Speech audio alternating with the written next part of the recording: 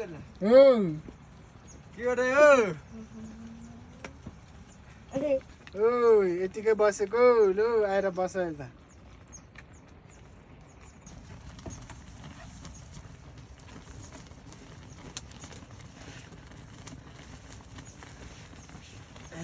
गाई त चलिसकेछन् गरे के छ वन कस्तो छ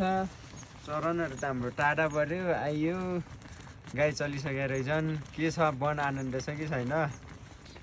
गइसके अघि नै अब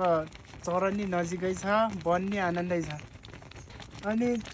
तलतिर गोठहरू कति छन् अनि डिङ्गा कति छ छन् पहिलाको जस्तो त्यति धेरै छैनन् अहिले चाहिँ 6-7 गोठ छन् यो गाई पनि त्यही घरमा 10-12वटा गरेर